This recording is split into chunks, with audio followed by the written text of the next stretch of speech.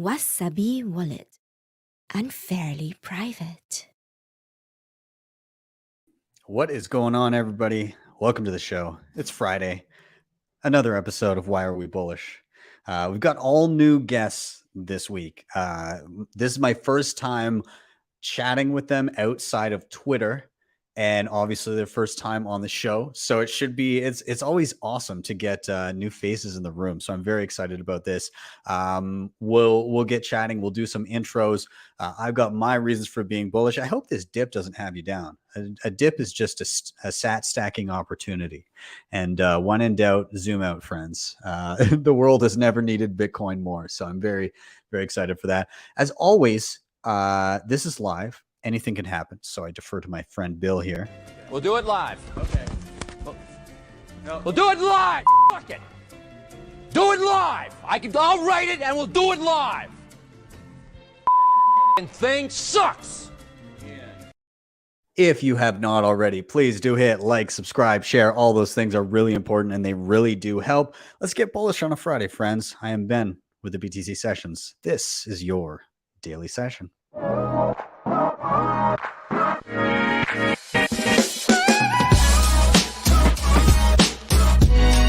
Hodl the Bitcoin.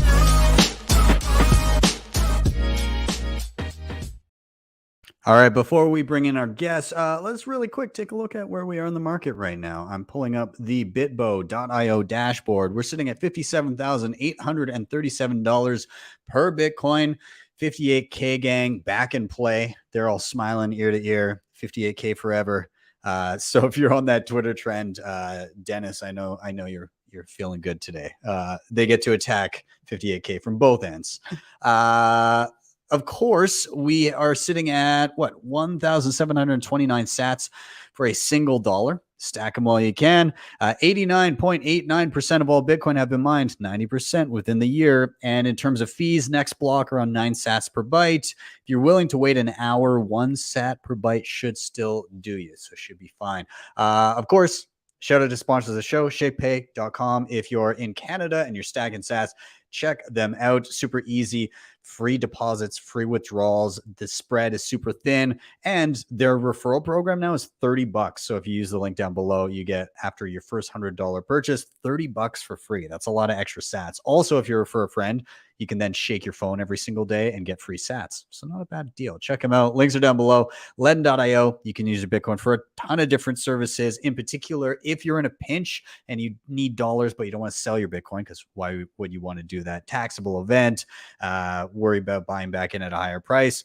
You can deposit Bitcoin here, get a loan of dollars to your bank account within 24 hours. When you pay back those dollars, you get back the same number of sats. That's the important number, of course. They do have savings accounts for Bitcoin and USDC, and they do have their B2X offering. If you're feeling mega bullish, check them out. Again, link down below. You can get $10 in for free into your savings. I live on Bitcoin. Bitrefill helps a lot with this. Tons of gift cards available in a ton of countries. You can pay with Bitcoin on chain and Lightning, and you earn sats back as you shop. Beautiful. Check them out. Keystone, one of my favorite and most used hardware wallets. Fully air gapped. Never plug it into anything internet connected. All offline via QR code. Works with Blue Wallet, Wasabi, Spectre, Sparrow. Great in a multi-sig. Check them out. Their Black Friday thing is coming up in 6 days. And finally, if you're backing up any important hardware wallet, get it in steel, friends. Paper sometimes doesn't cut it. Fire damage, water damage, might accidentally discard it if you're not paying attention. Steel solves a lot of those problems. This is how I back up my important hardware wallets. BillFodl is at privacypros.io. With that, let's stop my rambling. Let's get our guests in here. That's what you're here for, right? So I'm going to pull in Brendo. I'm going to pull in Stacking Hats. I'm going to pull in Josh Terry. Welcome to the program, gentlemen. Let's do a round of intros so that people get to know you more intimately. Let's start with Brendo. Let people know who you are, what you do. Hi guys, I'm Brendo, or Bitcoin Brendo. So I have a podcast with Stacking Hats. It's called 2-Bit Idiots, and I don't know why I'm here. I'm glad you are. There was a really good. How long was that pod? It was about 30 seconds, maybe less. Yeah, well, probably 30 seconds of talking, if that, and the other half was just the intro and outro music. So yeah, that was a good fun. Yeah, it's a solid episode, quite possibly the best Bitcoin podcast I've ever heard. If you don't know what I'm talking about, you'll have to look back. Maybe you guys can retweet it at some point, Yeah. and people can see what's up. Will Let's do. move down the line. Mr. Josh Terry, can you introduce yourself? Let people know who you are, what you do. Yeah, hi, I'm Josh. I am a writer, content creator, investor, Bitcoin enthusiast, musician. So those are kind of the main Damn. things that I'm into in life. And I've been focused lately on mostly a Bitcoin mining project and a book. So that's my center of focus at the moment. You're a busy man. What kind of musician are you? I'm curious. I went to school for classical violin performance, but I like just alt rock basically. That's kind Damn. of the place I like to play. At the moment, I've sort of paused it. I was a music teacher for like 8 years. Nice. But I'm setting aside music at the moment for writing and Bitcoin mostly. I sang in an a cappella group for 15 years because I could not play an instrument. So you are much more talented than I am. Well, you and I are on the flip side of the spectrum then. I've Yeah, sung a yeah. little bit, but yeah, I mostly focus on the instruments myself. Oh, awesome. Duet coming up, I think. Solid. And I heard you on Princey the other day. Oh, and yes.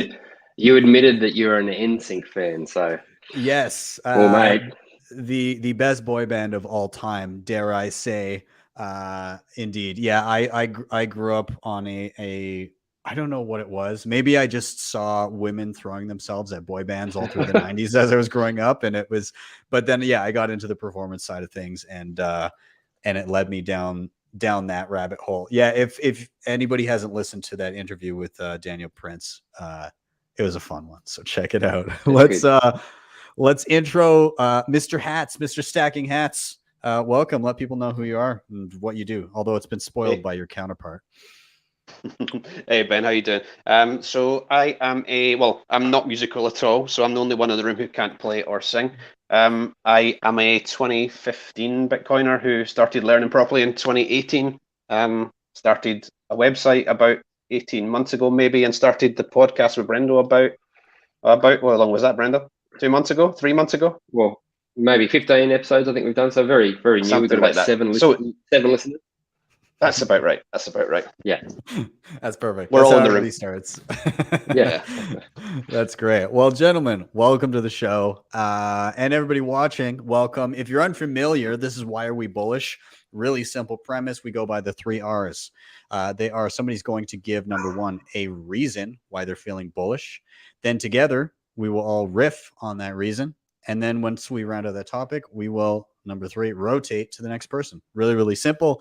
And I'm going to kick us off. So I've got a reason for being bullish this week, and I actually uploaded a clip to accompany it. So there's a quote.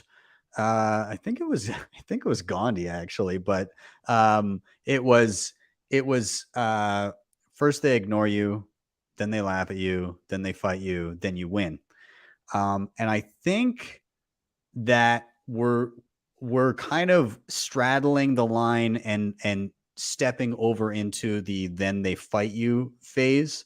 And I say that because of this clip that dropped today. This is, and I'll just play it here. This is Hillary Clinton. Take a listen. And then one more area that I hope nation states start paying greater attention to is the rise of cryptocurrency. Because what looks like a very interesting and somewhat exotic effort to literally mine new coins in order to trade with them has the potential for undermining currencies, for undermining the role of the dollar as the reserve currency, for destabilizing nations, perhaps starting with small ones, but going much larger. So when we think about this new environment in which we find ourselves that we've been discussing for the last some minutes, we can't just think about nation states. So she's basically saying that, Bitcoin stands to destabilize and undermine nation states and their currencies. And to me, it kind of sounds like, well, nobody's ignoring it at this point. By and large, the laughter has gotten more sparse and has quieted down a lot, and we're starting to hear a lot more of these higher ups and legitimate people start to look at this, some favorably, but others as a legitimate threat. And you see, and you see examples of people on either side of the fence here. Here you have Representative Warren Davidson referring to Hillary's quotes of undermining currencies, and he said Bitcoin didn't do this, and he's got the chart of the M1 and M2 money supply from the Fed just skyrocketing as of 2020. And beyond that, you have other people that are starting to, again, take this as a serious threat. Earlier today, that was today, the ECB talking about how, and silly them thinking that they can just digitize their currencies and they'll be able to compete. But they're saying that, hey, if we don't offer it, people are going to get it elsewhere, not realizing that what people are trying to get away from are their terrible monetary policies. And then, of course, we have people like Brad Sherman, who he actually, as ridiculous as he is, he does get it. He does get that Bitcoin is meant to remove the power of the state to control currency. And so I think that we're definitely starting to step over that line from laughing at us to fighting us. And although that is kind of the scariest phase, it is followed by then you win.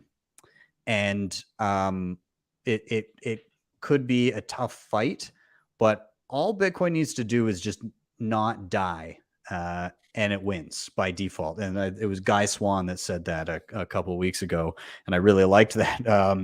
But if it can just survive, if it can just be there as that off ramp, it offers a peaceful alternative to just step out off this out of the hamster wheel. So I wanted to open it up to you guys and get your thoughts on what Hillary said there. Do you agree with the general premise that it will challenge all of those institutions? And two, what does the then they fight you phase look like? So I'll leave it open to you guys. Whoever wants to jump in and comment on that, feel free. Go on then, I'll give it a go. So I agree with you, Ben. I think that's exactly where we are in terms of the institutions, at the straddling the laugh at you, then fight you stage. I don't necessarily agree with you, and I don't think that's the same for everyone. I think in your personal life, your friends, your family are probably still at the laugh at you stage. But the institutions are definitely coming in now. The narrative that they are trying to tell is that Bitcoin is going to be the thing that caused the problem. Bitcoin isn't the thing that caused the problem. The legacy system is the problem, and the Bitcoin is the solution to the problem. So I think it's hilarious when the ECB or whoever it is come out with some post on Twitter and they get absolutely ratioed by Bitcoiners below. So I generally think that the power of the people in that sense is going to beat the institutions easily. The problem is the vast majority of people are not on Bitcoin Twitter. This is a sort of echo chamber that we all sit in. So I guess the challenge for all of us is to bring the story out to more people. So I guess my question then to either yourself or the panel is how persuasive would the narrative coming out of institutions like this, the government institutions, higher ups like Hillary Clinton talking to people, the ECB, all of these different talking heads, how persuasive will their argument be in the face of people having their savings debased? And at what point does it become too much where people they don't listen anymore and they say, well, that's terrible advice because previously it's gotten me screwed? Like what level of debasement do we need to see?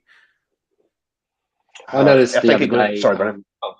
I was just going to say, I noticed the other day, Ted Cruz said something like, there's only probably 5 members of the US Senate that might actually understand Bitcoin. And yet they're trying to regulate it anyway. So like nowhere in that Gandhi statement is there, they laugh at you or ignore you, laugh at you. Then they try to understand you. They just like, I also tweeted a thing about, it's almost like those alien movies where an alien race comes to save humanity. But the governments just go, shit, no, this is bad. And that's basically where Bitcoin is, I think. Where humanity or the wiser ones going, yes, we need this. And it's just too threatening to governments and people in power. So it's got a long road ahead of it, I think, still, even though it's come so far. Yeah. Josh, what about you? What are you thinking? There's a wildly unsettling thing when you see a person in power speaking a sentence where you can tell one or two of the words are new words to them.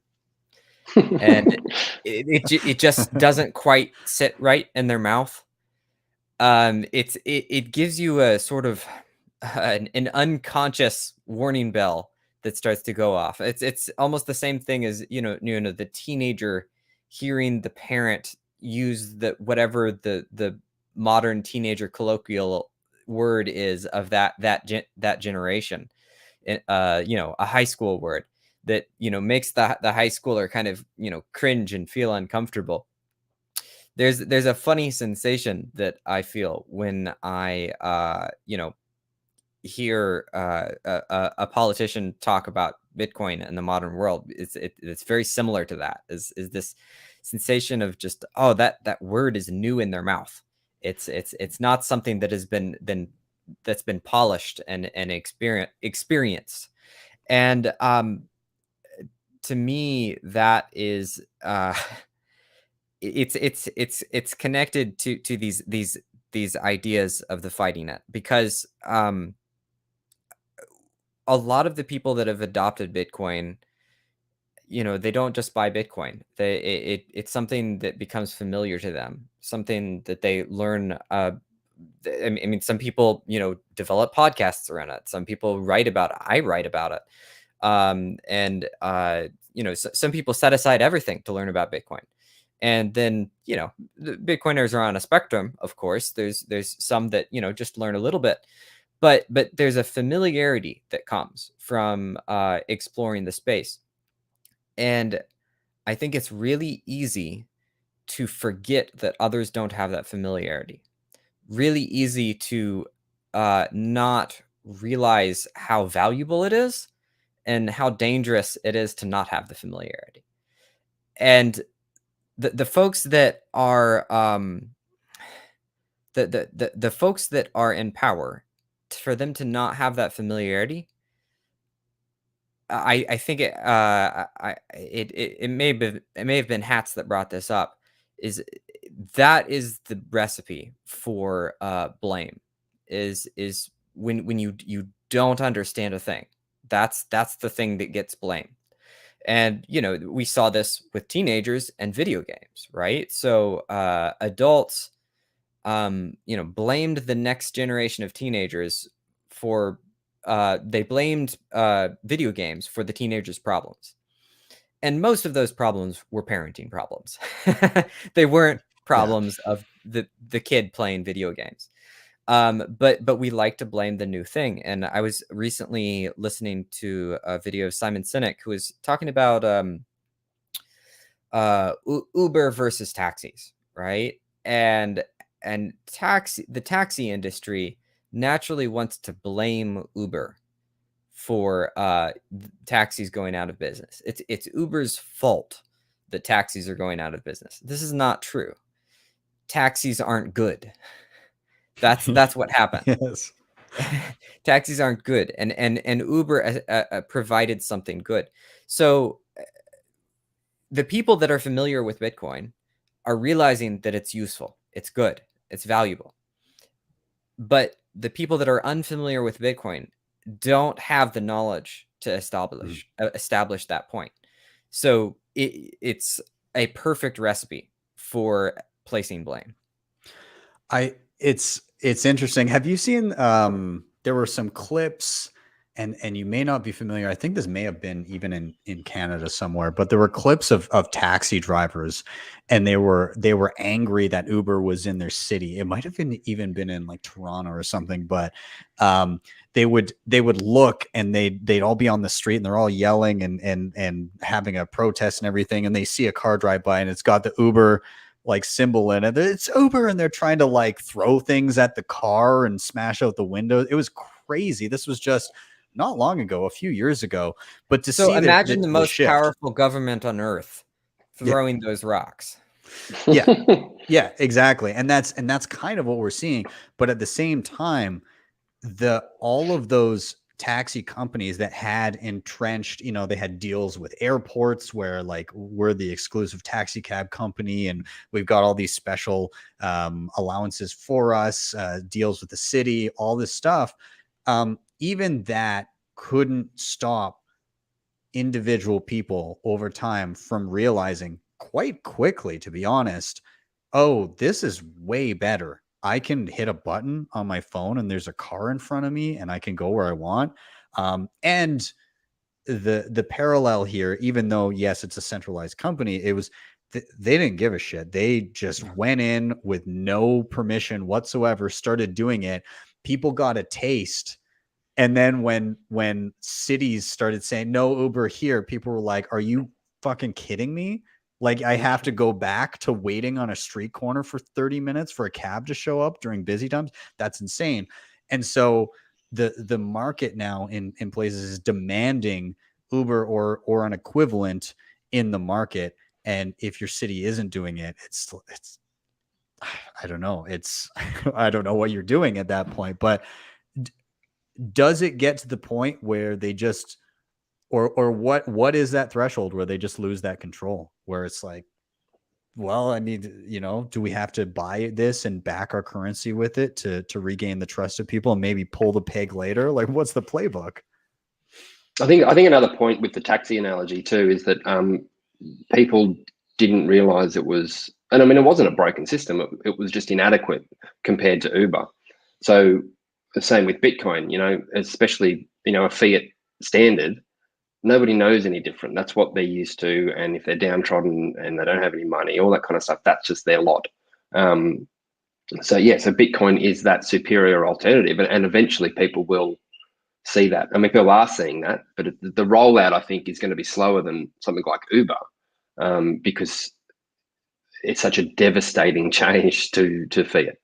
It's our entire lives have been built around this existing system. And throwing that out is going to devastate a lot of aspects of our lives where everything has to be rebuilt. I was speaking with the guys from in Canada here, the guys from Shakepay, and they're doing like the one of the Bitcoin cards that you can utilize your balance and everything like that and earn sats back. And they were talking about, as they're testing, realizing how antiquated the existing system is, like because there's no incentive for Visa or MasterCard or just the banking infrastructure to go and streamline things so that they make sense. And so if you've got a card that they're using and you go to, say, buy gas or something, it'll pre-auth for the total amount, and then it'll stay on there as like a hold for days, and then you'll get refunded the full amount and then recharged for the lesser amount if you didn't fully use the $50 or what. And it's the same for a lot of these different weird infrastructure things in the background, and it highlights the lack of transaction finality and just the backwards way, the pull payment method that the entire thing is built upon, and the debt centric, I'll owe you this later kind of ideology, which is just the total inverse of Bitcoin. Changing all of that is going to be we've got our work cut out for us, that's for sure. Go ahead. No, all I was going to say was this system has been broken since the peg was broken in 71, right? I'm coming to the thought process now is that we literally have never had money. right? This is the first money, right? That it's taken me a long time to get to that point, but really we have used things to exchange for goods and services, but we've never really had the money. But the money that we know, the money that we've been using, has been broken since 1971, right? Since we came off the peg. So that's 50 years. Basically, anybody, most living people, like anybody who's just retired, their entire life has been based on a fraud. That's really, really difficult for people to accept.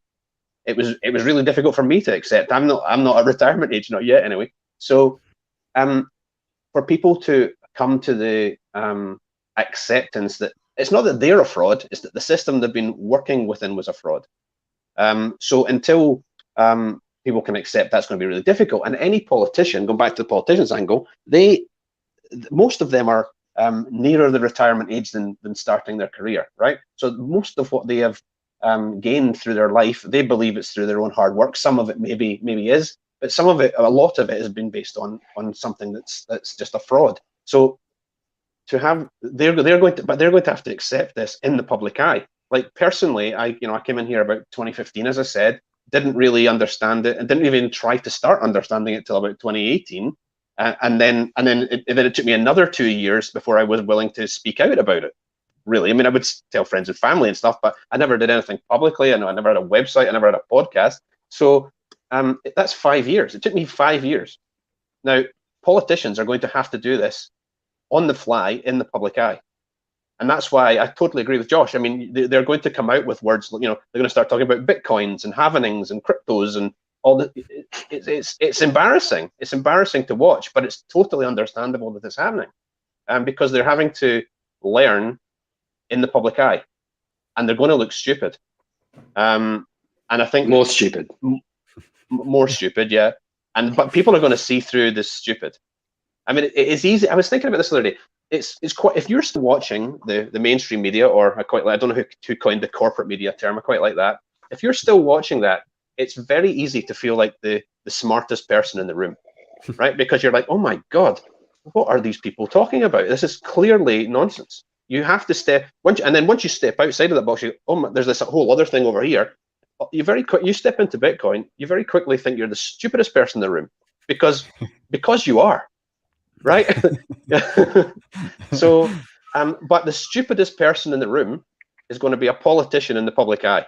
And that is what Hillary Clinton looks like right there. Yeah. She just looks like the stupidest person in the room. You're very right that when you come into the Bitcoin space, you effectively are the stupidest person in the room until more people join the room, and then you look smart in their eyes. But that's maybe that's the pyramid scheme. Yeah, it's just a hierarchy of dumbness.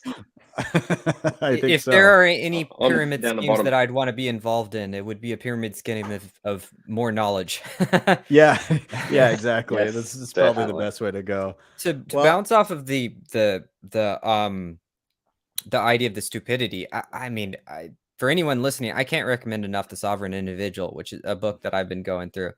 And one of the primary arguments of The Sovereign Individual, there it is that the disrespect of the church that occurred, a century or so ago, is being mirrored in the modern day disrespect of the government, where the stupidity and the closed-mindedness that started to occur in the church, and the dysfunction of Catholic masses turning into orgies and like just drunken revelries. The wine ended up instead of being a thimbleful was thousands of gallons at a single church event, resulted in this just overall despise of the function of the church. And the argument is that that's happening to the government right now, that we're just having a general disgust for it. And to just for a moment beat the parent-child analogy that I brought up again. You asked about what is the fight going to look like, and I think maybe a good question to ask is, what can a parent do to a rebellious child? that might be what the fight looks like. You know, what happens when the child is you know, dysfunctioning because the parent didn't parent well, and then they're sitting there playing their video games, and the parent comes in and says, "Oh, it's because of the video games." Okay, first we're just going to say video games are off limits. Okay, now you're grounded. You know, okay, when does corporal punishment come into there? Somewhere along the line, eventually, you know, the parent loses patience, and okay, now you know, the manipulation of you know, bribery, right? You know, trying to convince you. So, you know, bribery ends up being, you know, maybe potentially some sort of tax incentive even to not hold Bitcoin.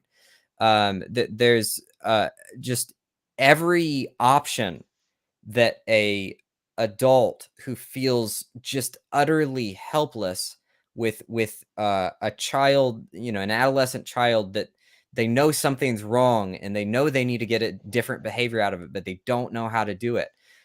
Every aspect of that to me is terrifyingly, you know, all of the potential options open within, you know, what happens with adoption. I am very bullish on it. I think it's happening, but it is a little terrifying. Going to be a challenge. So, I mean, but as the, sorry, can I just quickly go in there? As the Yeah. child, so if your role, like if I don't know, you're playing Mario Kart, it's to play 2-player Mario Kart and get your dad on board. It's if you're taking a taxi or if you're taking an Uber, bring your grandpa, you know, and show him how good it is. Somebody said that old people love a good deal, right? They love a good deal. So get them an Uber and tell them it's, you know, 32% cheaper. You know, that's what you need to you need to show them. You know, it's, you know, it's difficult for the 10-year-old child possibly, but we should be capable of it. Yes. Yeah. Well, I mean, enough people. It sinks its tendrils in everywhere. It's starting to, and like it's seeping into government, right? We see people in government actively defending it, although albeit a smaller percentage, because, you know, those are the people that have actually used it and understand it. But those numbers are growing, and people are seeing the potential here, and they're seeing the destructive capacity of central banks. And inherently, everybody just wants to preserve their purchasing power for the hard work that for the time and effort that they spent for the fruits of their labor. So while I do think we do have a bit of a fight ahead of us, I think it's inevitable that people come around, and yeah, things are going to be interesting over the next little bit. I think for this topic, we'll say we don't know what the fight looks like, but it does look like we're moving into that territory. So we shall see. Let's round this one out, and everybody that's in the chat, of course, thank you for being here. Keep those comments coming. I'm going to start trying to pull them up more now that it's not my topic. But we're going to rotate. We're going to move to our next topic. So I'm going to toss it down the line. We're going to go to Brendo. And dude, I'm going to ask, what has you feeling bullish this week? I am increasingly bullish. Look, I've only been to Bitcoin since February 2020. I have hats to thank for that. Obviously, everybody, when they jump in, or even before they jump in, and what prevents a lot of people from jumping in is just thinking that they've missed the boat. So I jumped in, thankfully, just thinking, okay, well, let's see what happens. But now, you know, what, 18 months later, I mean, other than the fact that I'm on a freaking BTC sessions pod, that's fairly indicative that I am bloody early. It's, yeah, I don't know. It's just having that perspective, a bit of a Zen mode, I suppose, now, in that, you know, when I first started in February, then March 2020 hit. So I put some money in, and then it crashed, and I went, oh, okay, shit. I wasn't terribly disappointed because I didn't have a large amount in, but it did come back. And as it goes on, and even now, I feel like I've kind of leveled up to the point where number go up, great, number goes up, number go down, even better now. I think I prefer it when there's a dip. Like right now, I'm like, yes, come on, cheap sats, cheap sats, cheap sats. So yeah, it's just pretty astounding to me that normies don't get it. Bitcoin Twitter, as we've said before, it's a bit of a circle jerk because everybody's in, everybody's obsessed. But if you just step away from that, no one has any idea. Back to the Ted Cruz thing, like there's all these legislators and politicians trying to regulate something that they don't understand. Eventually, they're going to realize that Bitcoin is entirely different to the crypto space, the digital asset space. When that happens, I don't know. I saw it. I don't know can I share my screen or yeah, if you share it, then I just approve it. So yeah, bring it up and all. So there's this chart I saw the other day, which really kind of made me go, holy crap. Like if I thought I was early, I'm really, really early. It's funny because it's at any person that comes into the Bitcoin space, they always feel late, but anybody who comes after them always feels like that person was early. It's totally musical chairs. Yeah, look, this isn't actually sharing, but I'll just describe it. So basically what it does is it spells out from 2008 all the way to 2140, each kind of 4-year bracket or halving, and then shows you the block reward. So if I look at that, there's this huge long list of how long it's been around, what the block reward is. So I'm sitting at obviously 2021, so that's between 2020 and 2024. I'm fortunate enough to have actually been there for a halving. So 6.25 as a block reward in 2032 to 2036. So what is that? That's a little over 10 years. The block reward is under a Bitcoin, 0.78. That's astounding. Yeah. It's crazy. Like, was it 90 on Bitbo? It shows the percentage. Oh, future Bitcoin supply. Here, I'll show you this really quick, just to your point. So on Bitbo, if you scroll all the way down to the bottom, it shows like when the certain percentages of supply will have been mined. December 14th, tentatively this year, is 90%, 99% mined by 2035, and 99.9% mined by 2048. So it's going to take 13 years to get the last like 0.9%, and the final like 0.1% is going to take literally 92 years to get. So the incoming mined Bitcoin are going to get very, very scarce, and miners will no longer, and are kind of already are no longer the primary sell pressure. That's flipping. It's changing so that sell pressure is literally just going to come from people that hold it. And if they don't get it, so it'll rely solely on the sentiment of those that are holding it and their reasoning, which is a signal that we're very early if that can actually influence large swings. I'd say we're no longer early when people understand what it is, and and they realize that, oh, I don't, what am I going to exchange this for? Yeah, that's right. I mean, and moving from say Bitcoin to Lightning. So most people have heard of Bitcoin.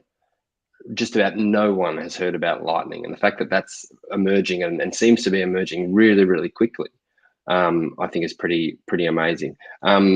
Like Jack Dorsey and Square, I mean, he's got probably hundreds of millions of point of sale devices in businesses all around the world. I'm not sure how he's potentially rolling out sort of Bitcoin payments on those devices, whether it's firmware update or if he's going to create new ones. I don't know, but holy shit, strap in. Yeah, it's definitely there's and Bitcoin is early in different senses. Like in terms of general awareness that it exists, it's no longer early in that sense because everybody's heard of Bitcoin. Most people have heard of Bitcoin.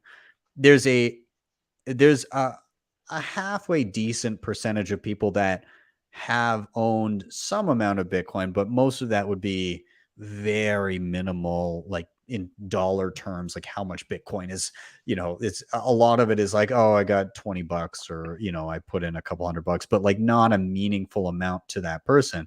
It's a very small percentage of people that, one, fully understand the implications on a global level of what this thing is, and two, have allocated enough of their net worth to it to actually reflect that. And beyond that, it's also very early of the people that are seeing it and understanding it. They're likely understanding it in just one sense, is like, oh, the store of value aspect. Like you said, Lightning, people haven't even begun to really realize the implications of that. It destroys the transaction per second narrative of, most altcoins that went down that route. It destroys the Bitcoin transactions are too expensive and too slow. It destroys the Bitcoin can't scale argument. It destroys all these arguments that are still pervasive, that people still believe. And so, there's so many things that can be done on top of Bitcoin. And those things aren't priced in because the existence of Bitcoin is widespread. Knowledge of the existence of Bitcoin is widespread. The idea of Bitcoin as a store of value is starting to proliferate in some like on opposite ends of the spectrum, people that are experiencing hyperinflation and are just trying to do anything to protect the small amount of money they have, and people that are managing billions of dollars for millions or billions of dollars for others and are realizing that where else do we put money? I've got a responsibility to protect this capital. It's kind of coming from those ends, but the people in the middle have not yet come to the realization of, oh, I need to get out of dollars. And that's going to take some time. But I mean, I'll let other people, I've been gabbing too much here. I'll let other people come into the aspect of us being early. Like, in what ways do you think we're early? In what ways do you think we're not? In teaching music for so many years, there's a interesting observation you get to see in the way a person absorbs information. And I don't have the perfect English to describe this, but the way I think of it is there are things that we perceive sort of as objects in our environment and things that we perceive as our environment, right? So a really, really obvious example of this is a baseball on the ground is an object, and a hurricane coming toward us is an all-encompassing thing that is our environment. And the baseball is something that you can choose to address or not. And the hurricane, you don't have a choice. It's just a thing that is a part of your reality. And in teaching music, you could present an idea to somebody, and you could tell that when they first looked at the idea, it was much like an object, where it's like, well, do I want to integrate this idea or not? Do I is my teacher right? Kind of a thing. That's being asked. And over time, it becomes known to them to the point that they want to integrate it. And now it's just an aspect of reality that they have to navigate. And when I look at Bitcoin, I see something that for the people who have really learned about Bitcoin and and played with it a lot, they've gone through essentially an integration process where Bitcoin seems to be an aspect of their environment. It's really quite funny to I was working with a client where we were talking about just various financial things, and it popped into my head. I realized, wait a second, we were using Bitcoin as our S&P 500 standard. According for this particular set of thinking that we were doing, Bitcoin had become the mental standard for how we were looking at performance of the various things that we were looking at. And it hadn't been on purpose. It was, we'd learned enough about it that we thought of it as a fairly stable structure to mentally riff off of. It was the thing that wasn't going away. The other ideas that we were considering, they could be there or they could not, right? They were variables. You know, other potential investments, for example, things like that. And to me, the full adoption is when the culture assumes that the Bitcoin standard, well, the Bitcoin standard is, you know, a whole theory, but let's leave that aside. But just Bitcoin itself is just an aspect of the environment that must be navigated. It must be known about, and it's not something that you take or leave, right? And there are many aspects of one's financial health that you assume to be this way. Like, you don't assume that it's optional to know about how a savings account works. You assume that you need to know how it works. You assume that you need to learn about checking accounts. You assume that you need to learn about digital wallets. These are just an aspect of your living environment as a human in the modern day. And I think, to me, that's what widespread adoption looks like, is when it's not a optional, well, you could learn about this or not. It's a, no, this is just like one of the set of things that are just standard, right? And we're far from that. We're very far from that. And that definitely points towards early. I like that. It feels like my personal Bitcoin journey of basically now earning Bitcoin and thinking of I want minimal exposure to the fiat world. And so the interaction with fiat becomes like, well, my bills are denominated in fiat. How do I limit how much fiat I have to have around, you know, save as much as I can, spend less than I earn, and then convert in whatever form I see fit to pay those bills it feels different. It drives a lot of very different behaviors from living on a fiat standard. Hats, I saw you unmute, so feel free to jump in. Yeah, just a quick question on that though. Are you 100% on a Bitcoin standard now, Ben? Do you live on your Bitcoin?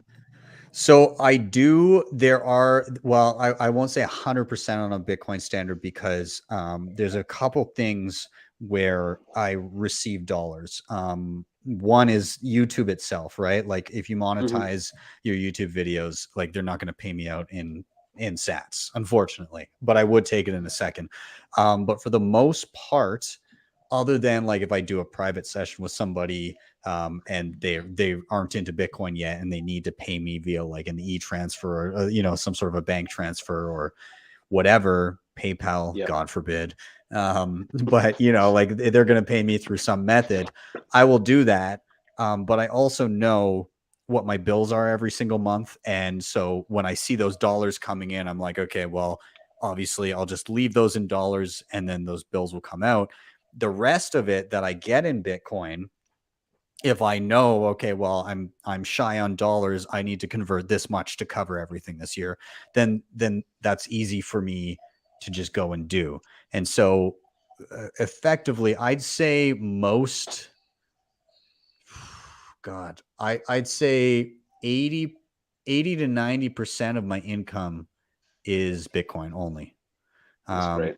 And then the rest is dollars. And so, and there's various methods that I use to pay bills. Like in Canada, there's one called Bull Bitcoin, and you can pay basically any biller with Bitcoin, including Lightning, which is awesome. Same thing. I use like Bitrefill for gift cards for gas, groceries, stuff like that. And soon, I just got the little nod that I'm going to have access to the Shakepay card, so I can use the dollars that I have, but then earn sats back as I'm using it. So, you know, a variety of different methods, whatever ends up with me holding the most Bitcoin at the end of the day is how I do it. But by having most of my income in Bitcoin, it makes me save more. Yeah. Do you have I mean, Fold in Canada? We don't. You know what? Will Reeves, I have been pestering him for the better part of 2 years to get that damn card here. And he always says 2 weeks trademark. So we'll see. we had Matt Center from Lolly on the show a couple of weeks ago, and Matt's we were trying to make him come to Canada, to Australia next, but apparently he's going to Canada next. So there you go. There we go. That's Yeah, that's screw their you, plans. Ben. Anyway. That's awesome. Thanks for trying, and and I'll let you know how it goes. That's awesome. No, it does, and I'm sure you guys have experienced too. Like, depending on how exposed you are to Bitcoin, it does make you reconsider some of your financial decisions. But I think it extends out further than that. I think and it'll be interesting how, given that we're so early, it'll be interesting to see those impacts on the behavior of society as a whole if it proliferates through the entire world. So I guess we'll see. Bitcoin still feels to. Oh, sorry, mate. Go on, Brendo. Go on. Bitcoin still. Sorry, that's my puppy dog. Bitcoin still feels to me like it's like your stop it. Like your favorite underground high school band. That no one really knows about, and then when you find somebody else in on the surface world that is into that band, you almost feel like a stonemason, like you need a little secret handshake and a wink, and there you go. Yeah. But this band, or yeah, I mean, and everyone's is slowly hearing the tune of the Bitcoin, I suppose. Yeah, hats. Yeah, no, I think it makes you, well, for me anyway, it makes me question every single financial decision now. So if you really want to, if you want to solve a consumption problem in the world, overconsumption, what better than something that makes you question every single financial decision? Yeah. Right? It's Jeff Booth's line, right? Jeff Booth of like, if you want to address the idea that we're screwing up our planet, you can't square the idea of environmentalism with a monetary system that demands forever growth, right? Like, we can't even take a breath. So yeah, you're right. Like when you're more conscious about what you do with your capital, knowing that it's limited, people will make better, less wasteful decisions, I'd imagine. The flip in psychology is fascinating. I when I was at a sort of a rock bottom period of my life, I amongst other things, I had a very strong sugar addiction. And it was fascinating that I was in the process of getting my finances and my diet in order at the same time. And it was so fascinating to me that I had started investing at that time. And I realized that, and it kind of shocked me to the degree how powerful it was. I couldn't look at a Snickers bar at the grocery store checkout aisle and tell myself, oh, it's bad for you. You shouldn't eat it. That was not enough of a driver. I also couldn't say, you shouldn't spend the money on it. That was not enough of a driver. But I could tell myself, you know what? Go home and invest that $1.50. Or, whatever the price of the Snickers was at the time. I could do that. And the difference in my my ability to control my urges was absurd between, oh, it's bad for you, I'll just save the money, and actually invest it. And I think the reason why is because investing felt future oriented, and that concept gives you essentially hope. Right? It gives you an idea that things could be better. And most of our, typical behaviors around things like, sugar or drugs or whatever, they're usually built on some element of hopelessness. Because if you don't have hope, you might as well enjoy what you can, right? And that played out to a T, where if I was just simply telling myself, oh, this behavior is not so great for you, that gave me no reason to actually stop, because at that time in my life, I didn't have a lot of hope. And I was in pain and I was not happy. So some part of my brain somewhere said, well, to hell with it. You might as well just have a good time. You might as well just have that simple pleasure, right? And but when I flipped to no, you can invest that money. I started to think more about my future, and a totally different set of decisions became available to me. And to me, some of the things you're describing about utilizing a different utilizing Bitcoin as a way of transacting day to day, to me it gives you a little bit more of a future oriented position that enables you to make decisions that you might not be even capable of making otherwise. Yeah, I'd say, I mean, without going straight into the Bitcoin is bad for the environment argument, what you can say about it is that what Bitcoin does do is disincentivizes consumerism. So, that's ultimately going to be good for the environment because people are buying less shit and just storing that wealth, that value, instead of having anything but a chair. Yeah. Well, and even chairs are a scam, right? But it does bring us back. That guitar there is a cardboard cutout, by the way. It's just I think it does bring us back to a time of buying quality items, and when things break, actually fixing them instead of tossing them in the trash and buying the next breakable thing that will be in the trash in another few months, right? It gets rid of that mentality of everything is replaceable, and directly incentivizes of spend the extra on a high quality thing that will last you potentially your life. I've noticed it a lot in the way that I approach purchases. Like that, I moved, we've been in a new home for about 1.5 years now, but we were looking at just like kitchen tables, and we're thinking, okay, well, let's get one of these. And we look, and it's kind of like still like costs a fair amount, but it was just crappy material, wasn't great. Instead, what we ended up doing is spending extra money, but getting a local friend who is an expert in he does flooring, he does all these different things. We got him to build us a table out of solid oak and get a slab of granite on the top, and he literally built it for us. So now it has personal meaning. It's way higher quality, and it's literally going to last us for years. Our kids will probably keep that table. Like it's. But did you pay him in sats? You know what? I did. Yay. You did? I did. There you go. I did. Yeah. Yeah. So, no, he's stacking the sats too. So, so I mean, it changes your behavior, and it'll be interesting, again, given how early we kind of are with that mentality, to see that take hold of everybody. I think it'll be a pretty interesting shift in the dynamic of how the world works, and one for the better.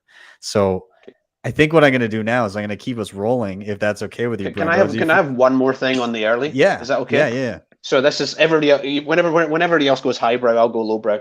So, who do we think are the most convicted Bitcoiners out there? Right? They're the maxis, the maxis you see on Twitter, right?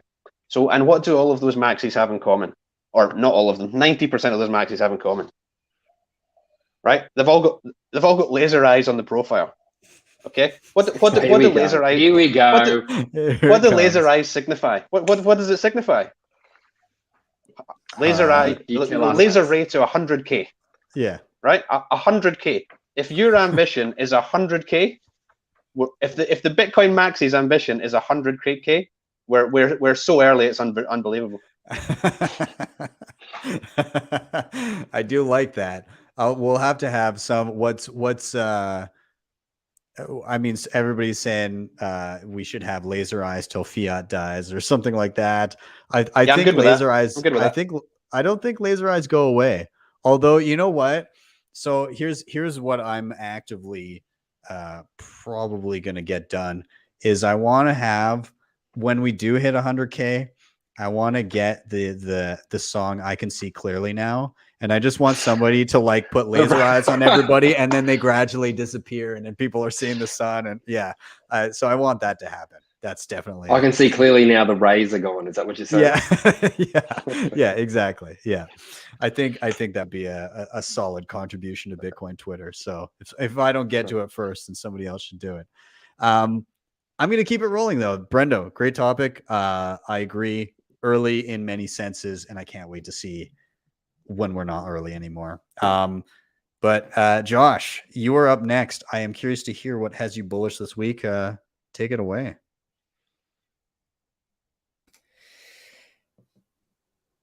I decided to go with essentially.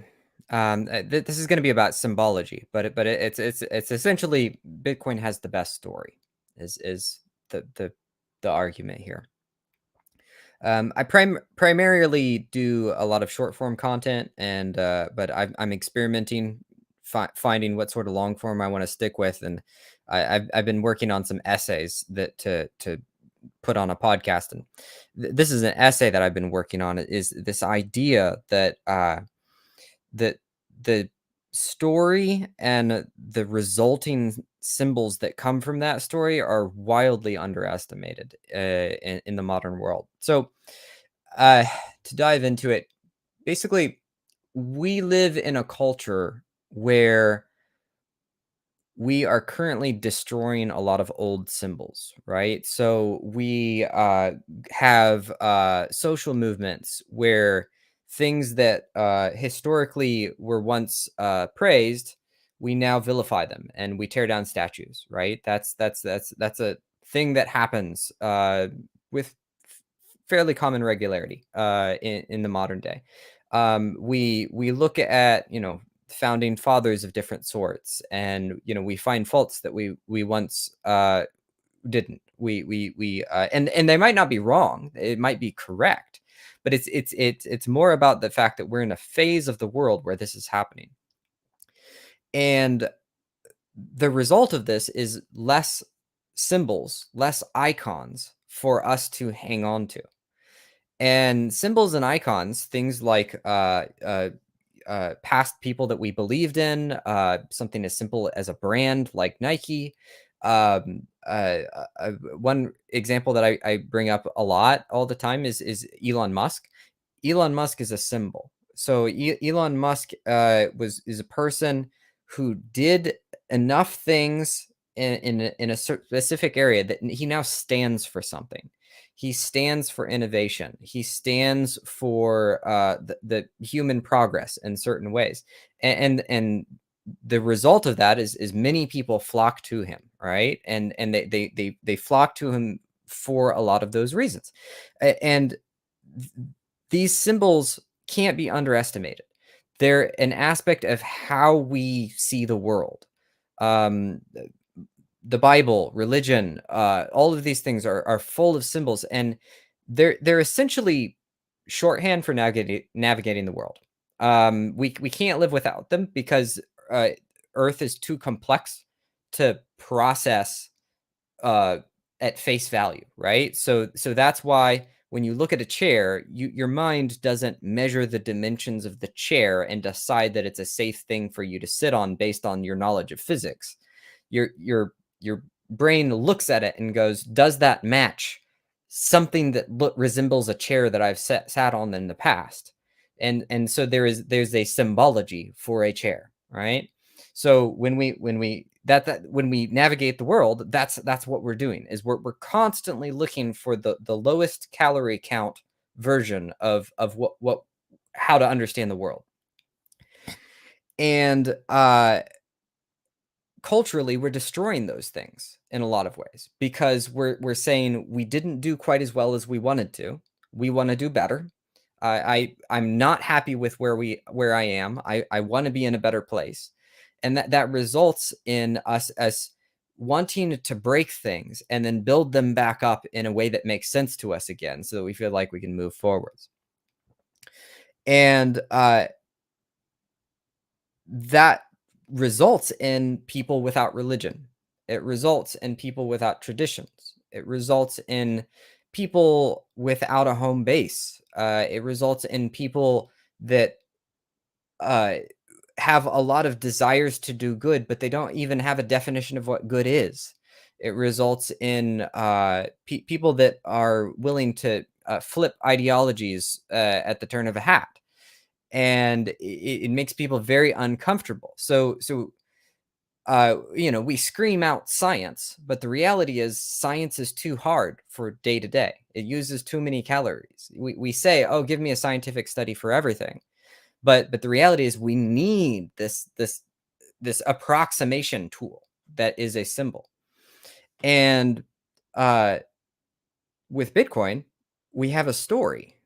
And the story is an anonymous person with all of the charismatic elements of a leader that is intelligent, selfless, has an ideal, believes that there was a wrong in the world that he would like to right.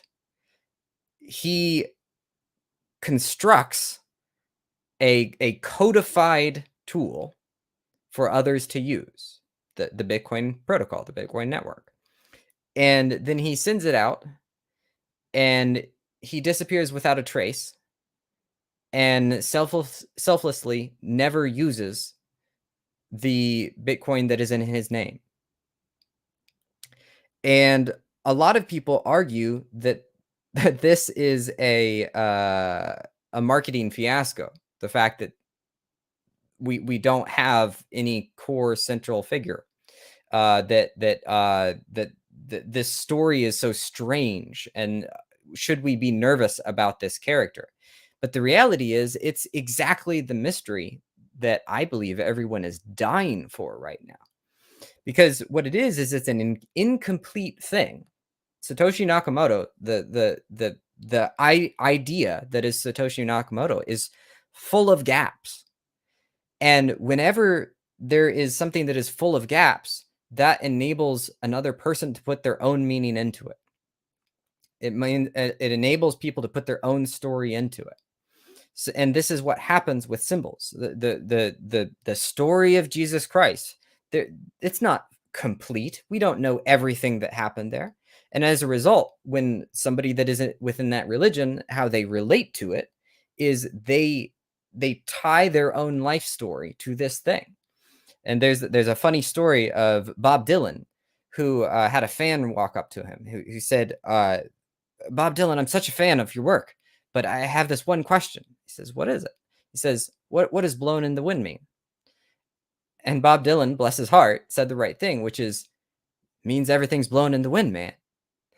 In other words, find your own meaning. And that is why the songs of Bob Dylan were so iconic, were so symbolic. It was a calorie efficient construction that had gaps that enabled people to put their own meaning into it. And this story that is the story of Satoshi Nakamoto and the story of the Bitcoin network, it has all the key elements that we need to create a calorie efficient symbol, but it has all of the gaps that enable us to create our own meaning and relate to it and find a way that we believe this to be important to ourselves. And that is, to me, something that modern culture is actually desperate for psychologically. I believe that our modern world is actually craving symbols that they can hold on to. So we've been screaming about science and how science is so important, and math and all of these structured things. And you have to have a scientific study. We've been screaming that for several decades now. And here comes a symbol built out of math and science. And I think that is a recipe for a massive cultural shift. I love that idea. I like the idea because you feel it as a Bitcoiner, right? You this disillusion with the current state of the world, and then a lot of Bitcoiners that I encounter, they've latched on to Bitcoin and again, I guess not made it a part of their identity, but ascribed their identity to the story of Bitcoin and how it relates to them. And it's a very, I personally was lacking that previously. I was lacking that optimism, and Bitcoin, with its compelling story and the compelling story that Bitcoiners together have kind of extrapolated out of what's possible through this. It gives you, again, that symbology of what you're striving for, and Bitcoiners are now huge. I mean, what you're saying on a lower level, it also kind of plays into the meme culture of Bitcoin, right? Like Yes. everybody loves making memes. Like Money Printer Go Burr was a meme that it wasn't exclusively Bitcoin in any way, shape, or form. That has proliferated into normie culture, more or less. It's a known thing. To the topics earlier, Stacking Hats talking about laser eyes, as bearish as 100K is, that meme again proliferated through mainstream media and normie culture. They see it, they know what it is, and it's there, and it's staring them in the face with laser eyes, and it's those symbologies along with the Bitcoin story it's very, very compelling. What I'm curious then is, we've seen from different interpretations of, in general, the same story, we've seen a lot of conflict and war come from things like that. If Bitcoin were to become kind of like a central point of which we base our society on, I mean, we've seen this early on with kind of the deity, like the deity or sacred text treatment of the white paper versus the scientific reality of actually scaling the network. And we luckily the reasonable scaling approach versus the treating the white paper as dogma won out. But will that always be true? And it already seems like we're having sects of Bitcoiners kind of split off into their areas of expertise, but also like niche things, like, the carnivory thing, or there's like a whole subsection of like religious Bitcoiners tying that together. There's atheist Bitcoiners that are like, don't trust, verify, and on that realm. Do we see kind of these subdivisions of interpreting Bitcoin, and do those things come to a head in a very real way on a Bitcoin standard? That's my question to either you, Josh, or anybody. Yeah, it's first of all, it's funny about the carnivore thing. I was a carnivore actually before I was a Bitcoiner, and I was really amazed to see how many carnivores were in the Bitcoin community, because it's a fairly rare thing. But yeah, I think it's a thing that we kind of have to hang on to. There's a painting in on the wall in the back. You can't really see it that well, but it's from one of my favorite artists. It's who does a unique style of watercolor anime. It's a very rare thing, and it's just somebody with a sort of some messy bandages on them, looking over a cityscape with the sort of video game buttons of continue, yes, no. And it's beautiful, but it has much more meaning to me than that. When I look at that, I think of like I think of it as a reminder that well, this life thing that I'm playing it's a game that I can choose what parts I opt into and what parts I opt out of. And the artist didn't mean that. I mean, maybe they did, but it's probably accidental. I established that meaning in my own mind, and that's what the gaps in the story of Bitcoin provide to us. And to your point about the dogma is, Yeah, that is a concern of mine around the Bitcoin world. Is we really underestimate the extremes that a human can go to, and particularly that a group of humans can go to. And I'm very excited and optimistic about the Bitcoin world.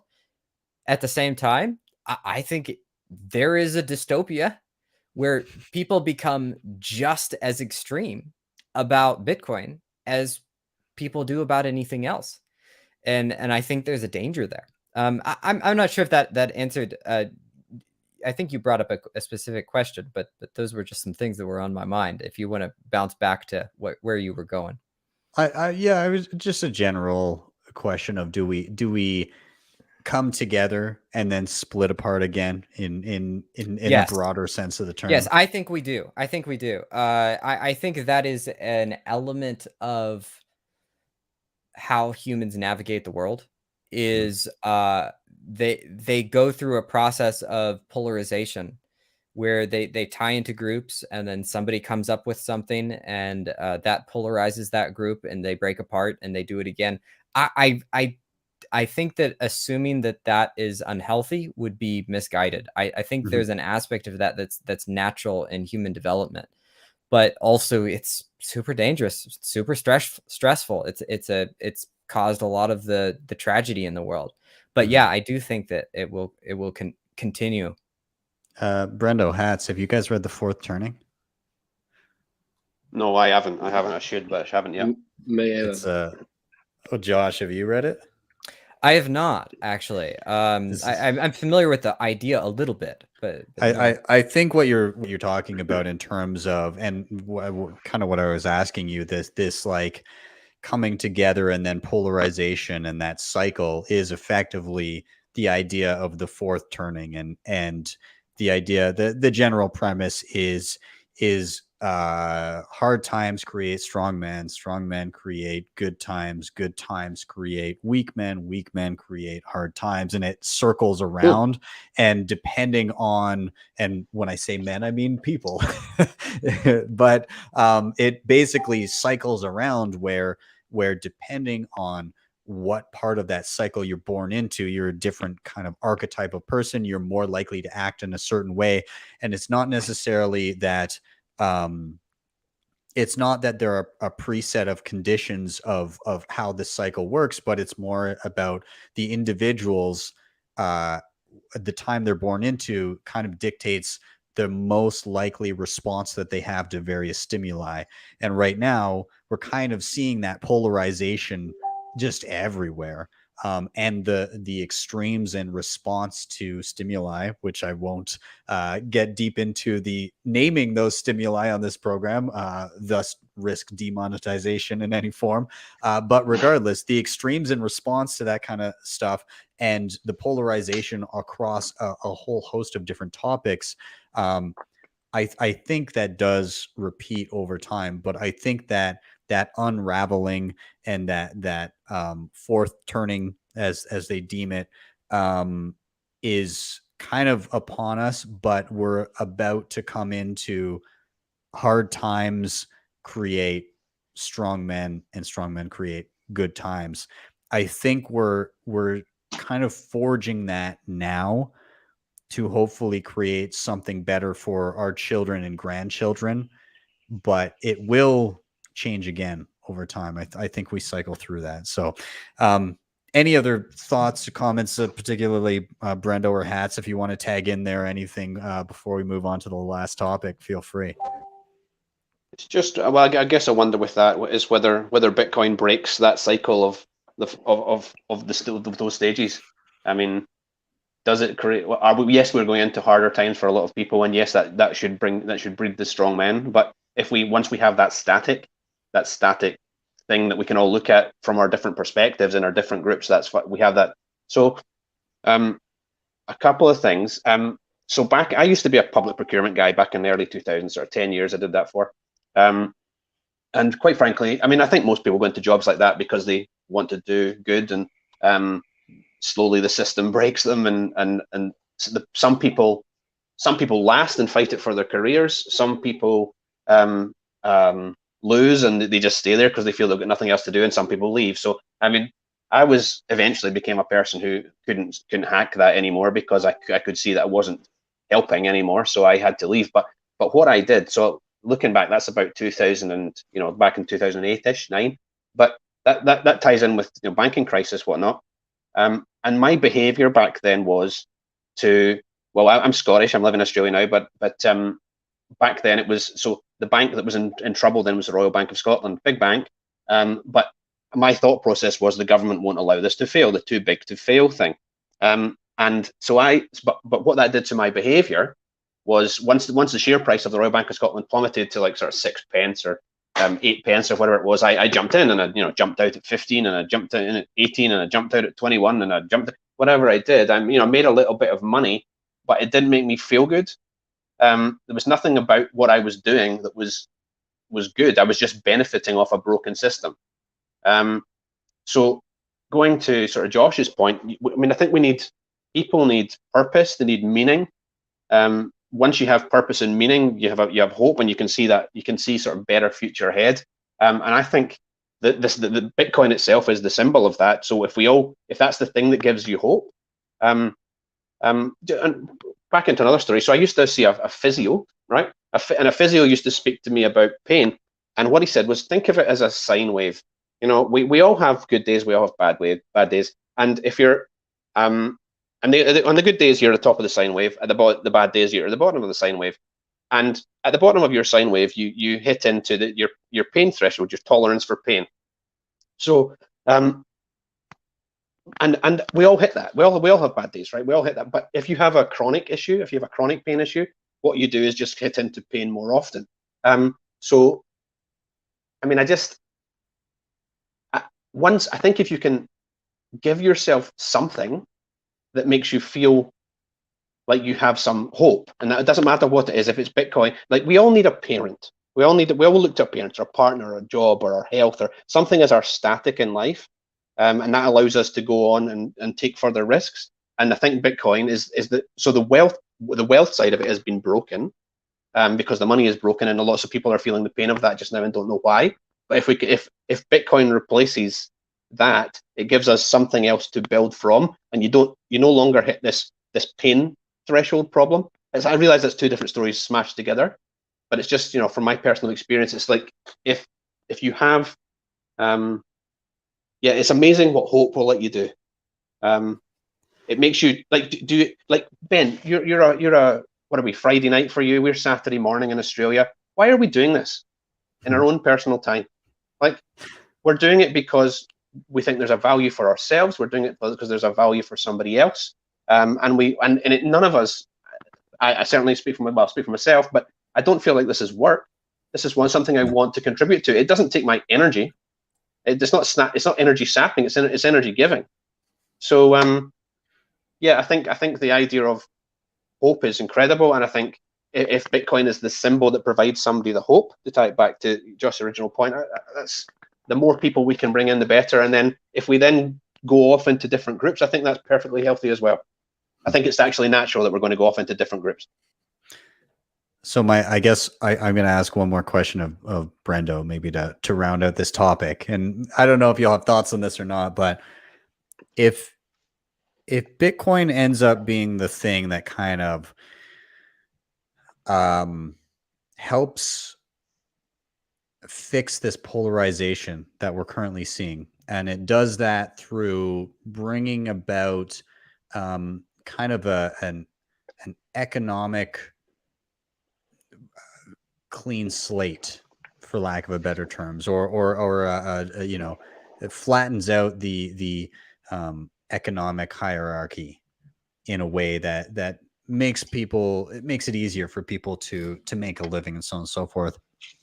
But assuming that perhaps that cycle of polarization continues, what do you think the next thing will be that we have to grapple with after fixing, separating money and state and making it just an open network where, it's no longer an issue? What comes next? My roads. My roads. So, yeah, I that's a really good question, and one that I don't know the answer to at all. I mean, I'm at a stage now where I'm hodling not so much for me, but for my kids. I'm in it for the long game. I think most Bitcoiners, certainly Bitcoin maxis, are. How it looks on the other side, I couldn't begin to imagine. I mean, you're going to have, you know, your kind of gun-toting guys off in the bush protecting their kingdom. You'll have obviously Bitcoin businesses, services, like any other financial service provider, I suppose. Oh man, that's too abstract. That's like breed level abstraction for me. It's like a spacefaring society deciding, you know, figuring out how to you know, colonize and you know, Yeah, we solve our economic problems on Earth and then start looking to the stars for inspiration of what's next. Maybe. I have a couple of thoughts on that, Yeah. if you don't mind. Uh, oh, in regards first to something that Hats mentioned of breaking the cycle, um, I get a natural like cautionary feeling when I hear something like that. I because it reminds me so much of the religious ideas of, you know, the coming of Christ and everything's fixed, and it makes me feel cautious, but at the same time, I firmly believe that things can be unimaginably better. I think that things can be improved on an exponential scale that are like beyond our imagination, which is essentially breaking the cycle. It's just that as you're saying about like what comes next, there are still going to be problems. There are still going to be things that need to be fixed. And one of the things that I've been thinking about that I think we may be coming to is I believe we are about to hit a era of invisible people that is beyond tragic. Uh, when the pandemic initially hit, I was very easily switched to remote, and I didn't really have to worry about anything. Thankfully, you know, things went really well for me. It was pretty straightforward, and I just stayed in my house for several months. I think, like besides groceries, like I just didn't. It was no sweat for me. And, after several months, I decided to take a drive. I'm an introvert, so it took a while for me to care. But I decided to take a drive around Austin, where I live. And Austin is a super populated city, and there's a pretty large homeless population. And I drove around Austin, and first I drove to the downtown area, and one of my first thoughts was, "Oh my goodness, there's no homeless people here. What happened?" It was very strange to me because that there's normally quite a few in that area, and it was pretty obvious. Oh, there's nobody to hand out anything. There's nobody to ask for resources down here because the downtown was the party area and it was all shut down. So I drove around a little bit more, and I came to these overpasses underneath the highway, and they were completely full in a way that I'd never seen in this city. I mean, every area of the overpass was full of tents and mats and just, you know, just people surviving, right? And the thing that struck me the most about it, I mean, it's a rough situation no matter what, but the thing that struck me the most about it was, wow, nobody knows that's there. Nobody knows. You know, at that time it was several months, and still the traffic on that highway was halved or like a quarter of what it usually was. I mean, we have famously bad traffic, and traffic was great. It was easy to drive. But I think that it's easier and easier for people to be invisible because if you can take care of yourself, you don't have to see the world now. You can order food delivery. You can get all of your entertainment online. You can have your network of 3 to 5 friends and sustain yourself and go to pay cover charge parties and all of that. And this has always been true. I just think it's more true now. And I think that we're getting to a phase of great tragedy for people that we have no idea that there is tragedy. Yeah, I could definitely see that, and that could be a future divide if it's a purely more digital world. My hope is that, from what I've seen culturally with many Bitcoiners, they're pushing back against the idea of like living in the metaverse, right? They're pushing back Yes, against yes. the get in your pod and eat your bugs kind of thing. They want, families and human interaction, and they're Yes. very against. So hopefully that kind of divide, hopefully Bitcoin fixes that. I don't know. We'll I see. agree. I think there are forces pushing back. Mhm. I once again, I think things can be unimaginably better. But when you speak about the future and future challenges, Mhm. I think that's something that we will have to address. I think we Yeah. can also. Yeah, I agree. I think that will be definitely a challenge, because once you fix the money, then you've got to get to fixing the world that the money had broken previously. Correct. So, well, let's why stop now? Let's roll on down. And Hats, you're up. You're gonna round us out with the final reason for the week. What has you feeling bullish, friend? Okay, so I'm constantly bullish. Um, I don't ever become not bullish. I totally understand where you come from, Josh, but I think that's the reason why you're doing your writing, Ben's doing his show, we've started the podcast.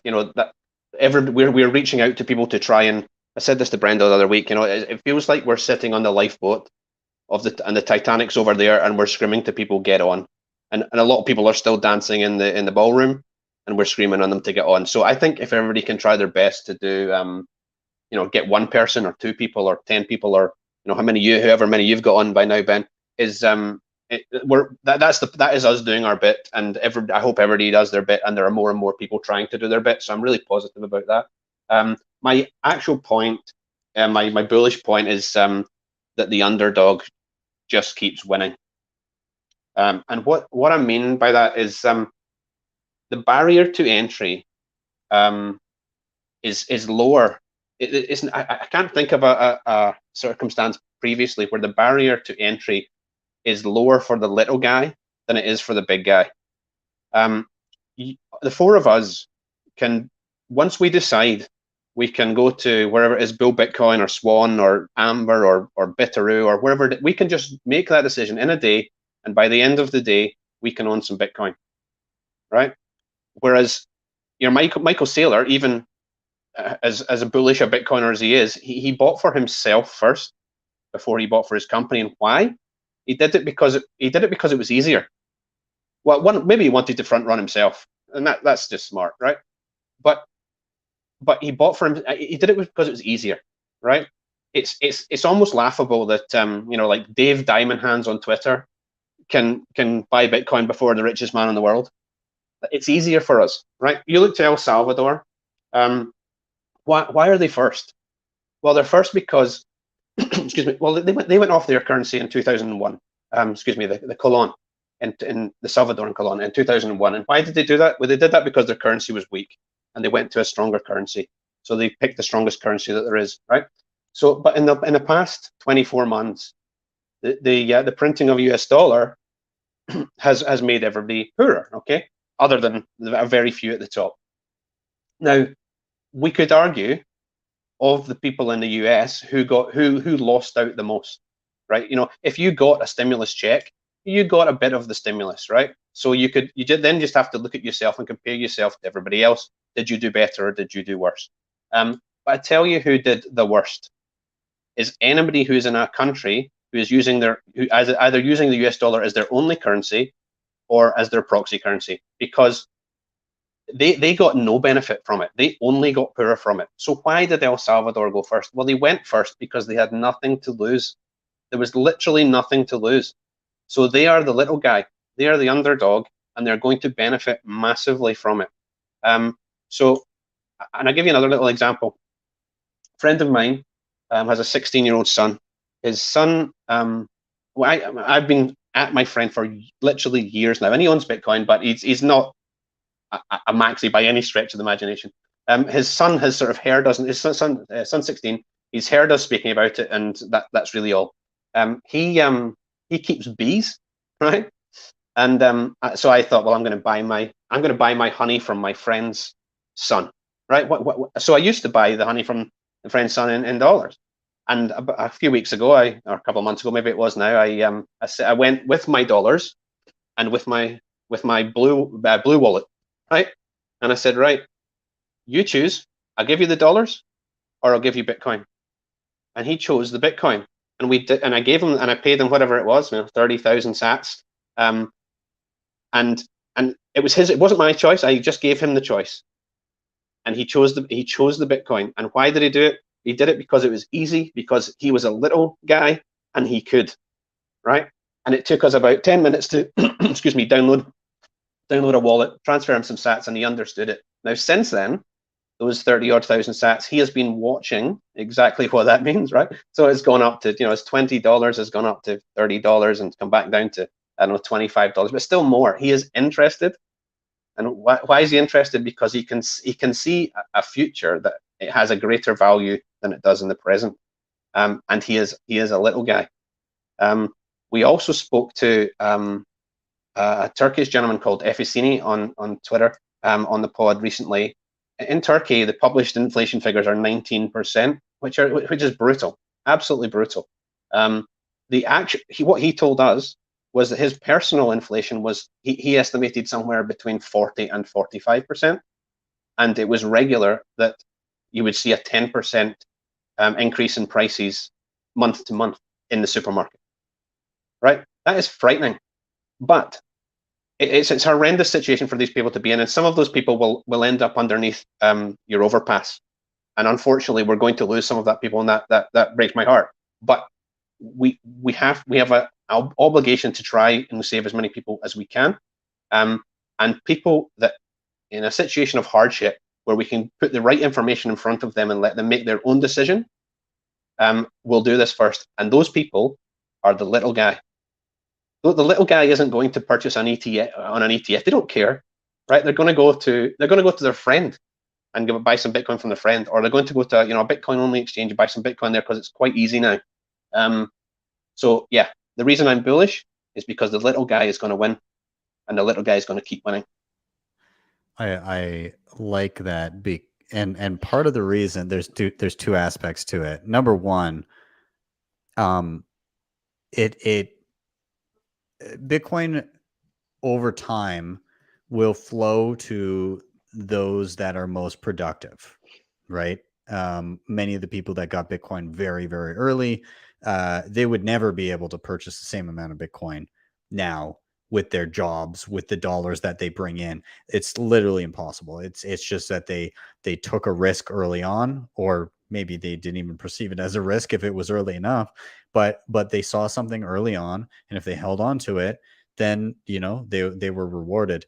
But to your point about the little guy getting in first, just to go down that rabbit hole a little bit, to that point, there are individual people that got into Bitcoin early enough and held on to it that, as I said, would never be able to purchase that amount. Now you have corporations coming in and institutions buying Bitcoin, and some of those institutions would never be able to afford buying the same amount of Bitcoin that individuals managed to get their hands on early.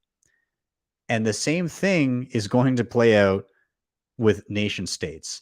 And again, the little guy is coming first, because who were the first people doing it? It was individuals that just happened to stumble across it, and then companies start coming in, and those companies can't buy as much as the early individuals, and it's usually the most mobile and agile companies and family offices and stuff that can get in first before the bigger institutions.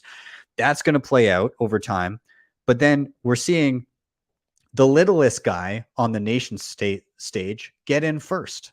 We're seeing El Salvador first in line to start stacking sats.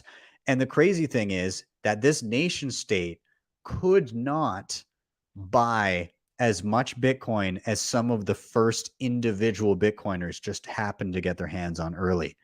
And we're going to see the same thing play out where the last nation states to get in are going to have a very hard time obtaining Bitcoin through the traditional means of which they're used to obtaining assets, which is printing dollars.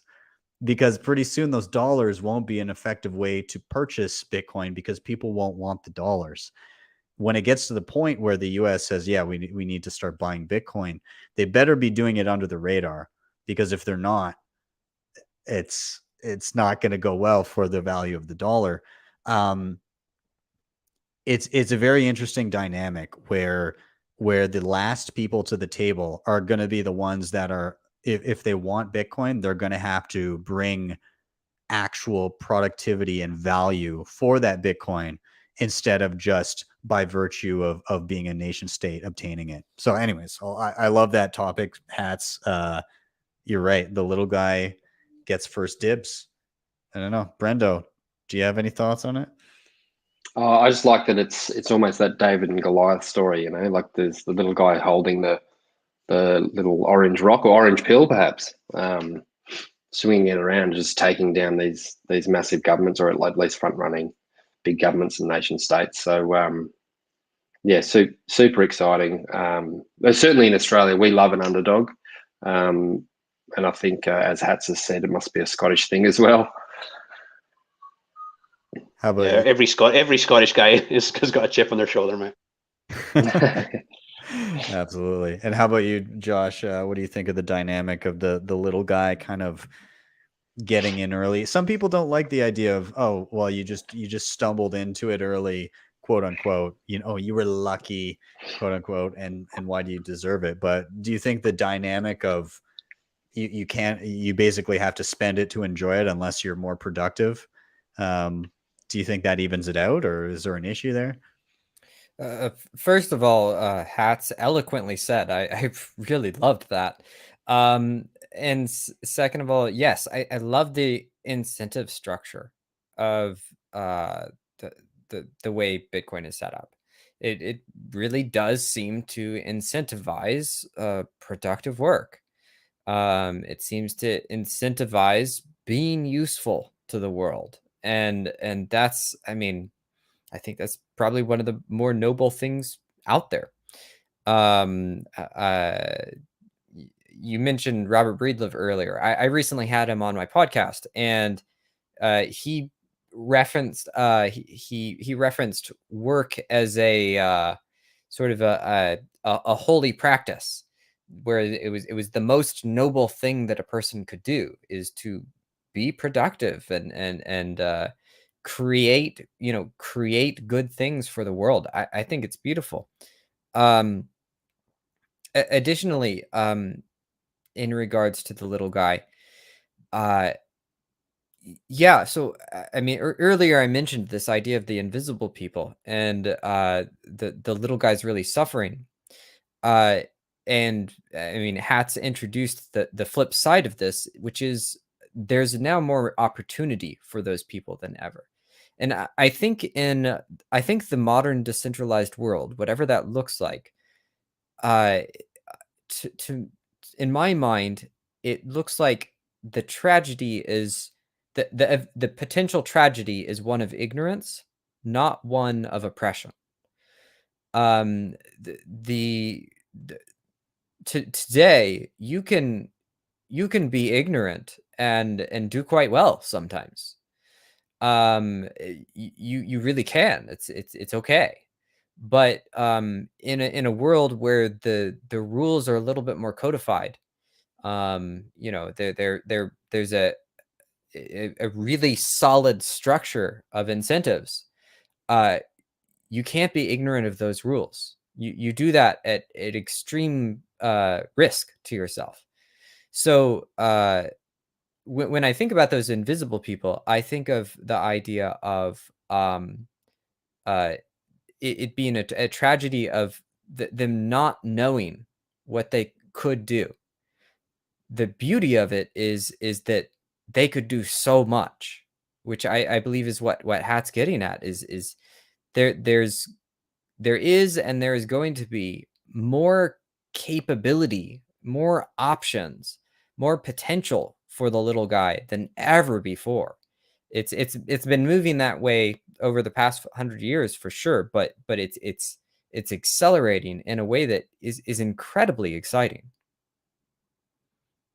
Awesome. That's such a positive note to I think potentially a positive note to start wrapping up on. You know, because Bitcoin, as the meme has become, Bitcoin is hope, and all of us are here and are much more hopeful versions of ourselves than we likely were a few years ago or prior to Bitcoin. Um, I definitely, in having a family and kind of seeing the trajectory of my life since I came into Bitcoin and started understanding it, even just not just from a financial perspective, but from a values perspective, it couldn't be more polar opposite than when I first started. I feel those fiat tendencies dissipating over time. So I think what I'll do here is I'll just get a round of final thoughts from each of you. And as you give any final thoughts, of course, let people know where they can find you. And also everybody watching, everybody's Twitter handle is in the show notes down below as well. So Brendo, I'll toss it to you. Any final thoughts that you may have for this show? And again, where people can find you. No major final thoughts other than thanks, obviously, for having me on. One of the things I love most about Bitcoin is that I'm constantly learning. So, and I think anybody can say that, from your Stefan Laveras down to anybody. You're constantly learning. So it's this huge well of knowledge that you can tap. And I don't know a single Bitcoiner that's not pretty damn obsessed with it. So yeah. Anyway, I'm Bitcoin Brendo. So as I said, we're doing a 2-Bit Idiots pod with Stacking Hats. Yeah. Thanks for having me. Dude, it was a pleasure. Thank you for being here. Let's jump down the line. Josh, any final thoughts, and let people know where they can find you? You can find me at joshterryplays.com or Josh Terry Plays on any podcast platform. And Josh Terry Plays on most social. In regards to final thoughts, this, in some ways, this is just to echo Brendo. Essentially, is just from a different perspective, is we are at a time of change. So no matter how this shakes out, change is happening, right? So let's imagine a world where Bitcoin doesn't succeed. Let's imagine a world where Bitcoin does succeed. Either one, massive cultural shifts are afoot. And I think Bitcoin is moving towards success. I am certainly bullish myself. But to me, there is an underlying thing that's happening that Bitcoin is one element of. Our world is moving in many big ways. And as you mentioned about the fourth turning, this is a thing that happens cyclically. And one thing we know about these shifts is anytime the world shifts in a big way, the overall return on investment, if you will, on education is higher. Anytime everything is moving, if a person pushes forwards during that time, they win at an absurd level. When the pandemic originally hit, one of the commitments I made was just to push hard. I didn't really know how I was going to push at the time, but I knew that something moved so substantially that just if I pushed, if I just tried to move forwards in a significant way, I would be paid off in outsized dividends compared to what would happen in normal day-to-day life. So when there is massive cultural shift, there is massive opportunity that comes with it. And if you commit to learning and commit to pushing during times like these, you have opportunities that are beyond your imagination. Awesome. Great final thought there. And let's toss it to hats. Dude, again, any final thoughts on our any points of the conversation, anything you want to say, and where can people find you? So Josh, I wasn't aware of your content before we knew we were going to be on this show together. So I've consumed quite a bit since in the last few days. I really enjoyed it. So I'm glad to meet you. Ben, Thank you. I mean, same sort of story. I've been I put it in my tweet before. Long time listener, first time caller. So thank you very much for all the content that you've put out there, and I think it's really helping people. It's certainly helped me. Thanks, I've been watching since you looked a bit uncomfortable when you were saying, and that's your daily session, and now it just slips off the tongue. So it's been good to watch that progress. And in terms of us, we've got the so I'm Stacking Hats on Twitter. We've got the website. We've got the podcast 2-Bit Idiots. It's you go on 2bitidiots.com. You'll find the all the links to the podcast there. I'm just really bullish on everybody that's out there trying to do whatever it is that they think they can do to help, because everyone's going to strike a chord for someone. I hope we strike a chord for someone. If you hate our content, just don't listen. There's plenty of other things to listen to. I mean, shoot, anybody wants any questions or anything, I'm more than happy to help. So DMs are open on Twitter, and I look forward to doing this again sometime. Awesome. Well, thank all of you guys for joining me today. It was a good long conversation, and we got a lot of interesting points in there. Just solid all around. So you guys are welcome back anytime, of course. And everybody watching, be sure to follow them all. Their Twitter accounts, as I said, are in the show notes, and you can find everything else that they're doing, I imagine, from their Twitter profiles. So, gentlemen, thank you so much for your time this evening.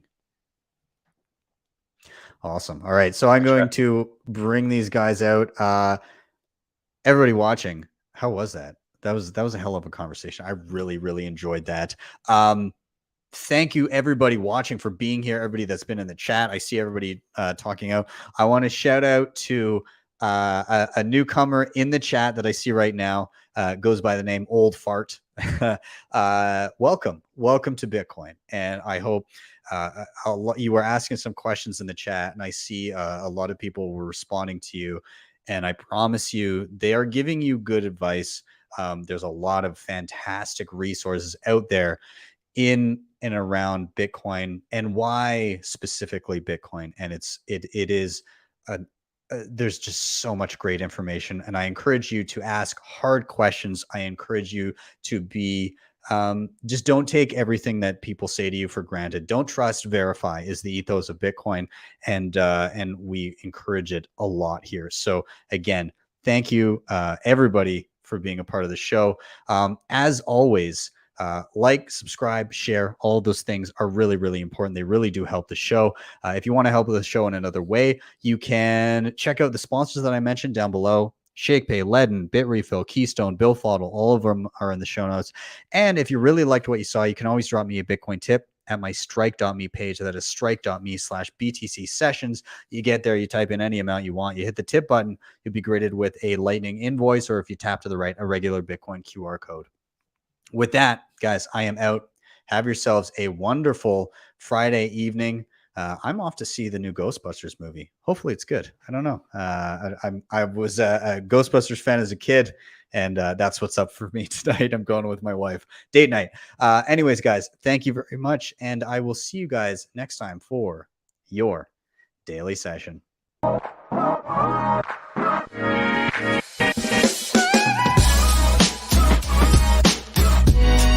Hodl the Bitcoin.